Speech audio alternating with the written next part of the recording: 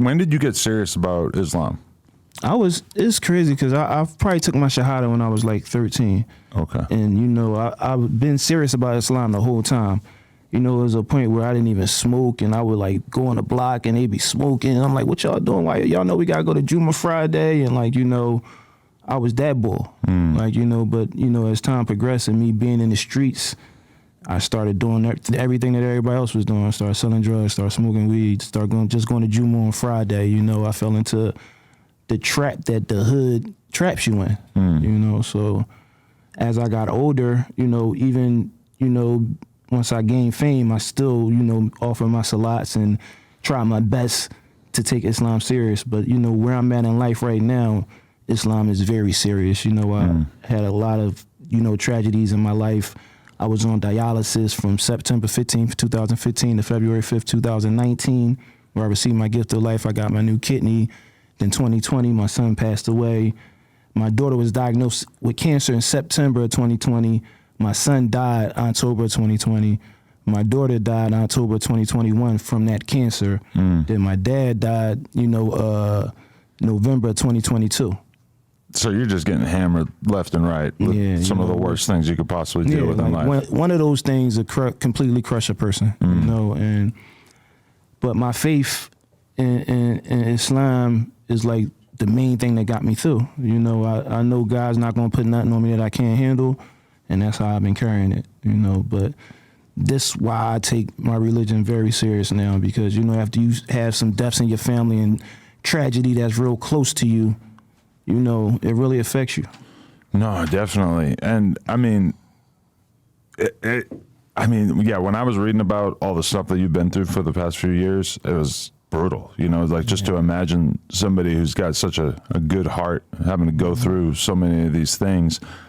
Even like when I'm hearing you talk about your daughter, you know, that put a smile on my face, man, because my daughter was my best friend. Like, you know, when my son passed away, my daughter was my support system. Like, you know, even through battling cancer, you know, so cherish the moments with your daughter, man. And how do you, I appreciate that. How do you make sense of having to deal with such tragedies? Like, do you look at it as a series of obstacles that God puts in front of you that are to test you? Or is this just pure luck that some people have to deal with losing a child young? It's no such thing as luck. Like, you know, the pen has been lifted and the ink is dried. Everything that happens is what God planned for us to happen. You know, one thing that gives me solace in losing my children, our Prophet Muhammad, peace be upon him, he lost 6 of his children. You know, and when I think about losing my children, I think of him and, you know, the way that he had to deal with losing his children and how he carried it, you know, with grace. And that really helps me get through, you know. And like I told you before, I know God's not going to put nothing on me that I can't handle. And these things, when we go through these things and we go through these tragedies, they're designed to bring us closer to God, you know, and that's what they do for me. Right.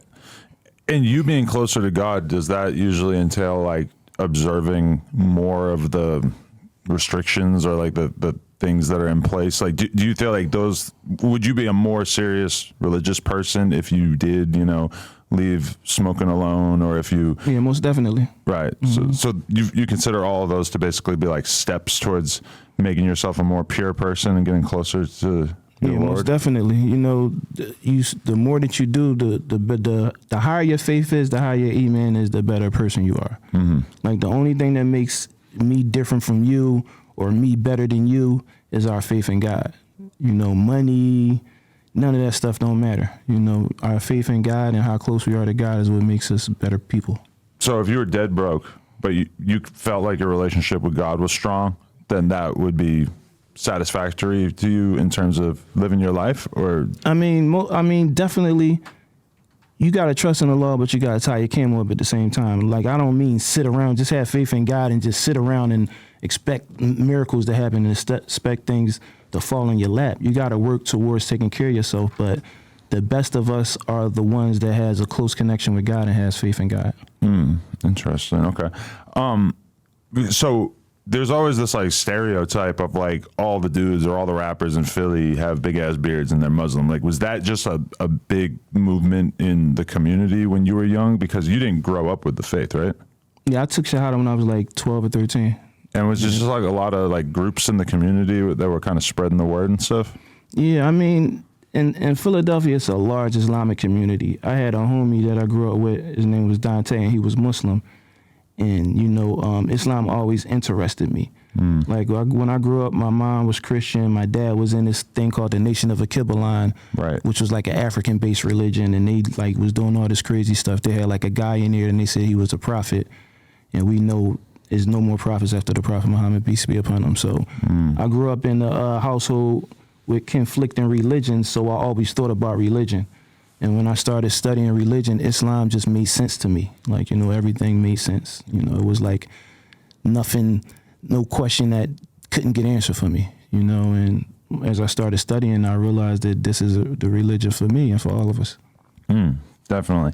Do you consider it an important part of your faith to like spread that to more people in terms of like, you know, just youths that you know? Or Yeah, most definitely. Like a Muslim's job is to remind you of God, you know. So a lot of instances and a lot of occasions I would bump into people and they would tell me I make them think of God, or I remind them of God, or instance that we had together brought them closer to God. So when I have situations like that, it makes me feel like I'm doing my job as a Muslim.